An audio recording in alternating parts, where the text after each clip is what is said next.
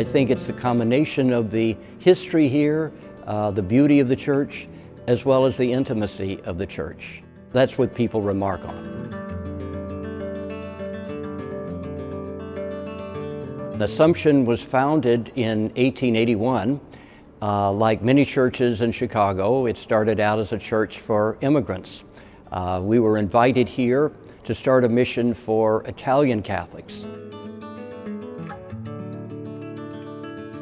As one art critic once said, it's almost a reproduction of the Sistine Chapel in terms of its dimensions. Like the Sistine Chapel, it has really great art on the ceiling. And the ceiling art is from the 1930s. It was by an artist named Louis Grell.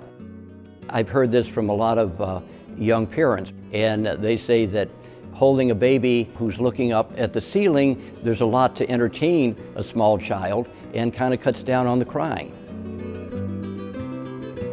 So it's the Assumption Church, and that's the Assumption window. It's one of the oldest windows in our church. It's a reproduction of a very famous painting in Italy of Mary's Assumption. But at the lower part, it's based on a tradition. This is not in the Bible, but a tradition that after Mary's death, the apostles went to look in her tomb and found it empty. But they found this one bouquet of white flowers there. And so you have a sort of combination of two images of Mary in the same place. It's why some of the apostles are looking up and some of them are looking down. You have the Last Supper there, of course, a reproduction of Da Vinci's Last Supper.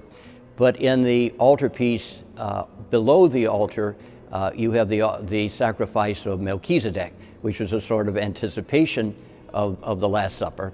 And then, of course, the altar itself, where the Eucharist is celebrated. So you have a kind of historical progression there when Mass is going on. Well, one of the things that our parish council wanted to address was the fact that this parish was no longer a church for Italians or just Europeans. That downtown Chicago, we have people from literally everywhere in the world. And so we wanted to diversify the statuary. We added some more contemporary statues, St. Oscar Romero, the martyr in El Salvador, St. Josephine Bakhita, who was a former slave, also St. Catherine Tecaquitha, the native young woman, and Blessed Stanley Rother, who was a missionary in Guatemala, but one of his grade school classmates is actually a parishioner. And so we wanted to make sure that Stanley was up on the wall here in his church.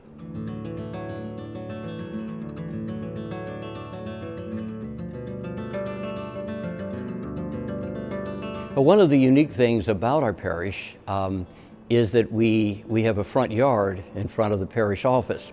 And part of that was that when the parish office was built in the 1960s here, there was lots of space. And so when they built the new rectory over there, they created this big front yard. And one of our parishioners, longtime parishioners, about a dozen years ago, wanted to dress the place up a little bit more and formed a garden club.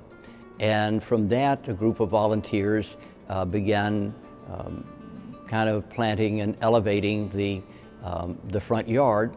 It's a space where we can be open to people. We do have parish events out there, but an awful lot of the neighbors simply come over and have lunch here. And it's a service that we provide informally to the neighborhood. I think because of its size, it's a feeling of community when you come here. I think come and experience something that's really special.